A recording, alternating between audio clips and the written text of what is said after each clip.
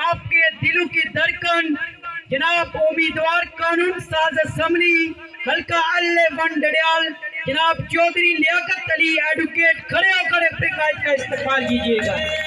تب نام لگا ہے رستے پر دل جب آیا منزل تک بھاگنا ہوتا ہے جب جاگنا ہو اس سے پہلے ایک حوصلہ جاگنا ہوتا ہے ایک سوچ پہ ہے نحمد صلی علی رسول الکریم اما بعد اعوذ باللہ من الشیطان الرجیم بسم اللہ الرحمن الرحیم۔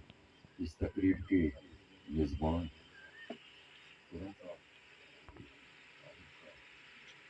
میرے ساتھ آج چھتر سے آئے ہوئے دوستوں، فلحال میں بیٹھے ہوئے دوستوں، میرے ساتھی نواز صاحب، نواز انجینئر صاحب، رشید صاحب، وہ رحمت صاحب، عمر مصطفیٰ صاحب اور دیگر دوستوں، السلام علیکم۔ کیونکہ وقت آپ نے دامن میں اسی پہ نہیں رکھتا، ٹائم مجھے کم ملا ہے، نماز کا بھی وقت ہے، اس لیے شارٹ بات کروں گا۔ تو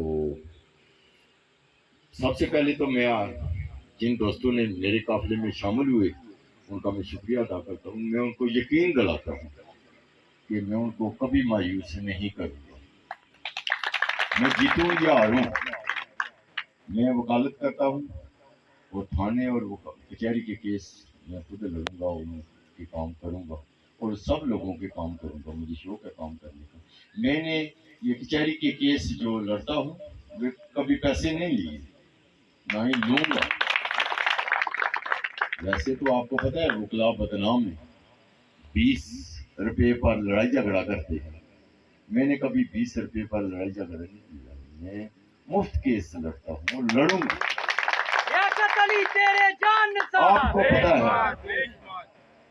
آپ کو پتہ ہے کہ پچھلے مہینے 12 جون کو میں نے خواتین کانفرنس بلائی تھی، آزاد کشمیر کی تاریخ میں پہلی کانفرنس تھی جو 500 پوری 500 خواتین تھی۔ ایگزیکٹ یہ تو جھوٹ بولتے ہیں۔ اظہر صادق کہتا ہے کہ میرے جلسے میں 25,000 آدمی تھا، میرے فارمولے کے مطابق اگر 25,000 آدمی تھا ان کے جلسے میں تو 25 کو 4 سے ضرب دیں تو لاکھ ووٹ ان کا بنتا ہے۔ مجھے بتائیں ووٹ کاسٹ ہوں گے 35,000، 35,000 میں لاکھ ووٹ کیسے لے سکتا ہے؟ یہ عقل مانتی ہے، عقل مانتی ہے۔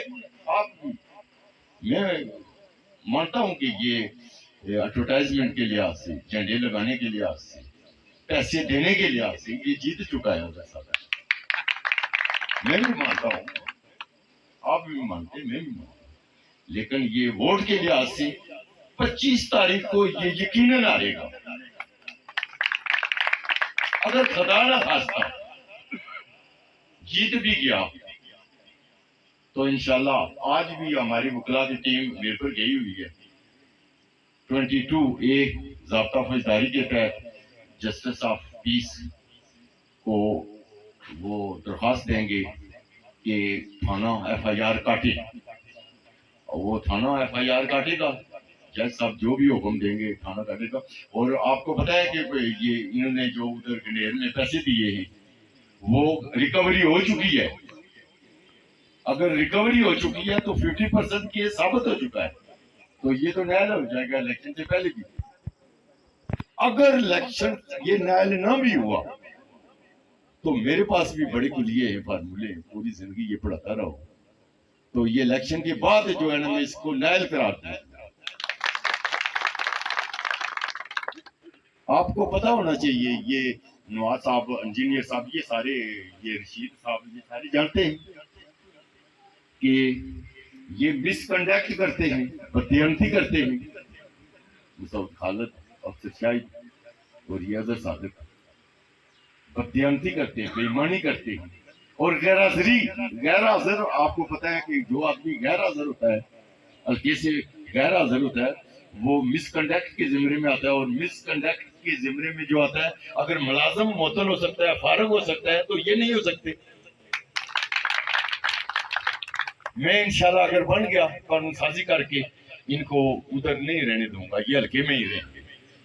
ایک بات. نمبر 2, اگر میں ہار گیا تو عدالت عالیہ میں یہ رٹ کر کے, آپ کو پتا ہے کہ ہمارا جو ایکٹ ہے آزاد کشمیر کا 1974 کا ایکٹ, اس کی دفعہ 44 کے تحت جب لوگوں کے حقوق مجروح ہو رہے ہو, جب لوگوں کے حقوق ضائع ہو رہے ہو, جب لوگوں کے حقوق کو دھچکا لگ رہا ہو, جب لوگوں کو نقصان پہنچ رہا ہو, ان کے بنیادی حقوق سلب ہو رہے ہو, تو عدالت ایکشن لے سکتی ہے اور ان کو فارغ کر سکتی ہے, اور میں رٹ کروں گا, اور دوبارہ الیکشن ہوں گے, ضمنی الیکشن ہوں گے, میں پھر جیتوں گا. یہ نہیں ہو سکتا, یہ نہیں ہو سکتا.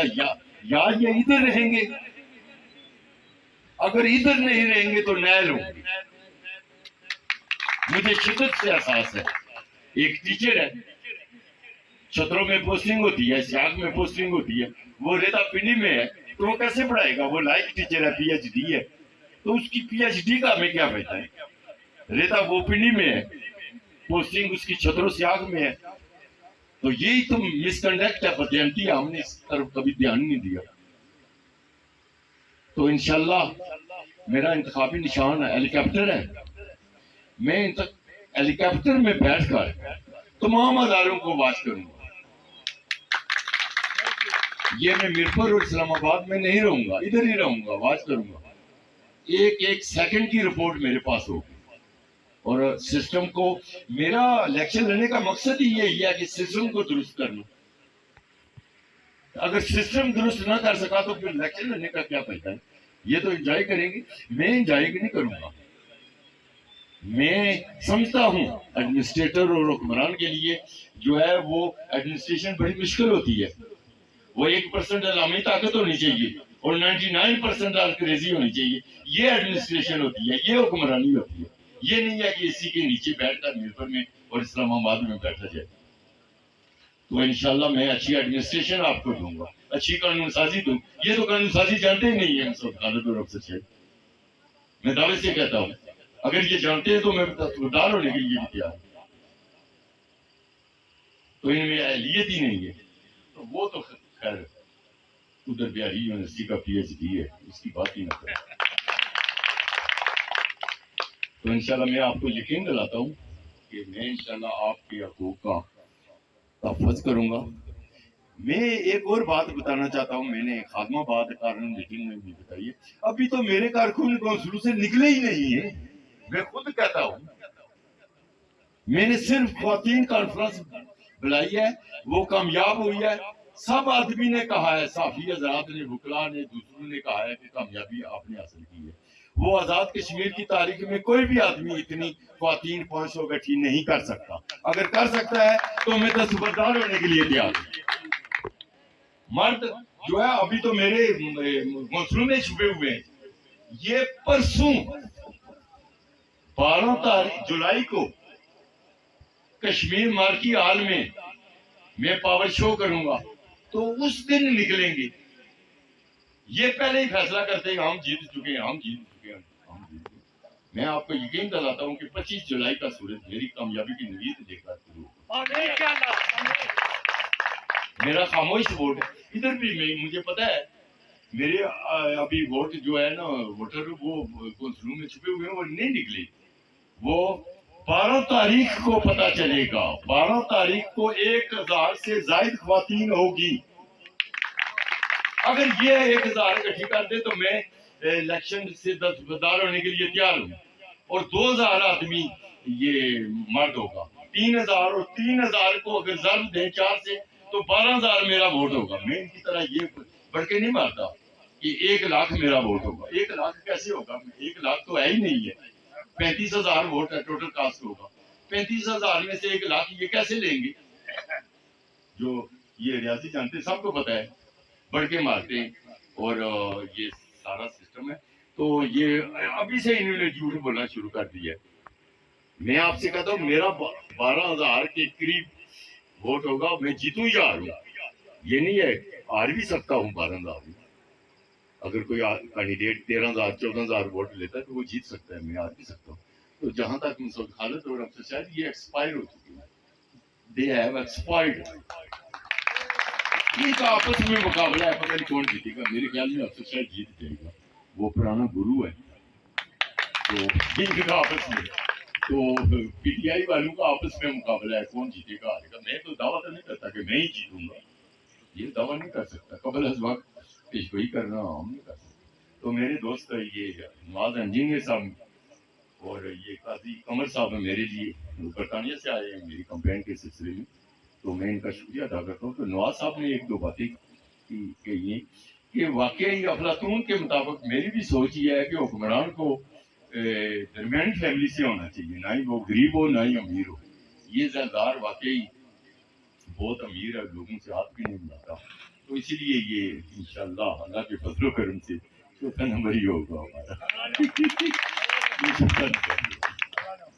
तो इंशाल्लाह एक मैं आपको यकीन दिलाता हूँ कि मैं इलेक्शन जीतने के बाद अल्फिया बयान देता हूँ, बयान अल्फी देता हूँ। मैं इधर ही रहूँ, ना इस्लामाबाद रहूँगा ना मीरपुर रहूँगा, ये मैं आपसे बात करता हूँ। और एक और बात नवाज साहब ने की थी कि इस्लामी नुक्ता नजर से ये हुक्मरान के लिए दयानतदार होना और दलेर होना जरूरी है। ये मसूद खालिद ना ही दयानतदार है, झूठ इतने बोलता है, एक दिन में निसफ मिलियन झूठ बोलता है। मुझे पता है ये दयानतदार हो सकता है, मैंने कभी झूठ नहीं बोला। और दलेर लोगों से माफी मांगता है। आपको पता है उधर छतरों में ये कैसे हुक्मरानी कर सकते हैं। तो अजहर सादक को मैं आपको दोबारा ये बात बताना चाहता हूँ कि इलेक्शन से पहले भी नायल हो सकता है, और इलेक्शन के बाद मैं इंशाल्लाह कोशिश करके, मेहनत करके, रिट करके इंशाल्लाह फारिग करा दूंगा।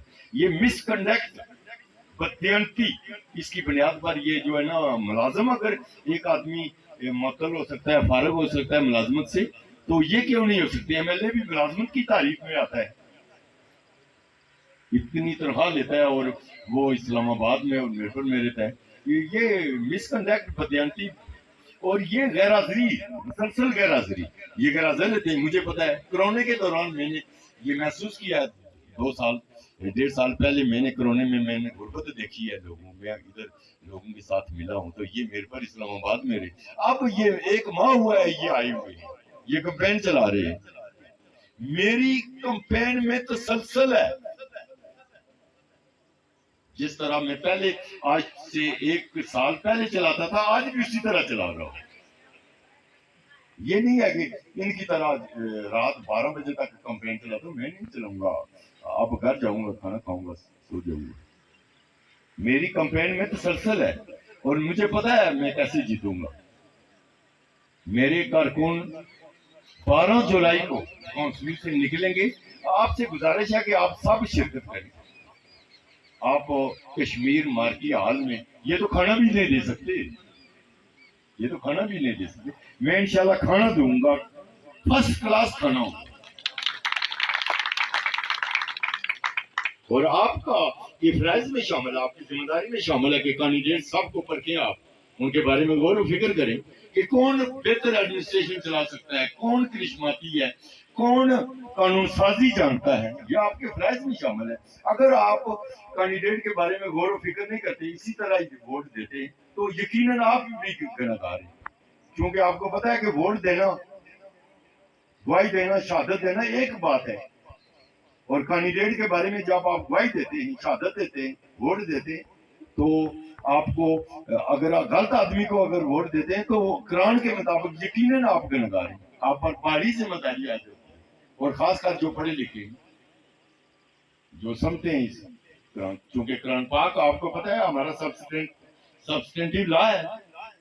असल तो ये जो हम एलएलबी करते हैं ये तो सब्सटेंटिव नहीं है, असल तो कुरान पाक है। कुरान पाक को हमें फॉलो करना चाहिए। कुरान कहता है कि जो झूठी गवाही देता है वो यकीनन गुनहगार है। तो आप क्यों झूठी गवाही देते? आप परखें हर कैंडिडेट को।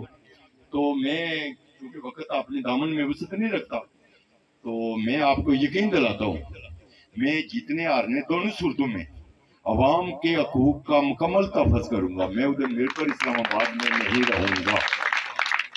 اور دو تین باتیں جو ہے نا، یہ بعض لوگ یہ سوچتے ہیں کہ آزاد امیدوار، گلگت و بلتستان میں آپ کو پتا ہے کہ 23 میں سے 10 آزاد امیدوار جیتے ہیں.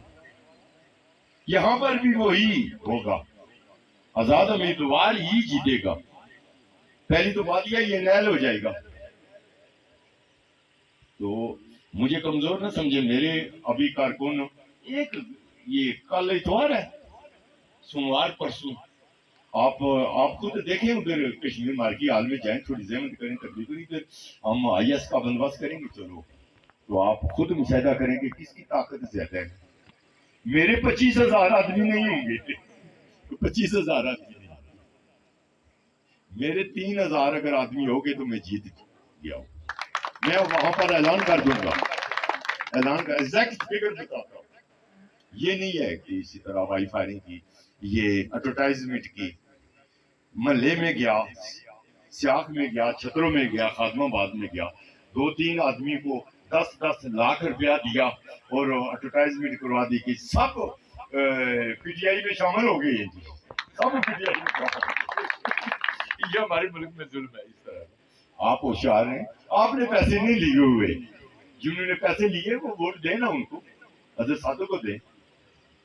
انہوں نے تو 10-10 لاکھ لیا ہوا ہے، مجھے پتا ہے.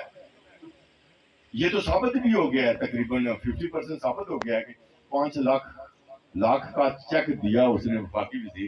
تو یہ تو پردے سے دیتے ہیں. ادھر سیاق میں دیے، مجھے پتا ہے جس چیز کو دیے، چتروں میں دیا ہے، انکر میں دیا ہے، یونین کونسل میں، اور بھی موٹے موٹے آدمی کو یہ پیسے دیتے. تو یہ لیکن عوام اتنے باشعور ہو چکے ہیں کہ وہ ان کھٹپینچیوں کے پیچھے ووٹ نہیں دیں گے، مجھے یقین ہے. تو نماز کا بھی ٹائم ہے. میں انہی الفاظ سے اپنی بات کا ختم کرتا ہوں. میں دوبارہ جو میرے قافلے میں شامل ہوئے ان کا شکریہ ادا کرتا ہوں. میں ان کو یقین دلاتا ہوں کہ میں ان کو کبھی مایوس نہیں کروں گا، اور آپ تمام کے ان کے بھی مفت کیس لڑوں گا. یہ نہیں ہے کہ میں پیسے لے کر یہاں کے شاہ کے آدمی کو میں مفت کیس لڑتا رہوں. یہ الگ بات ہے، وہ مجھے ووٹ نہیں دیں گے.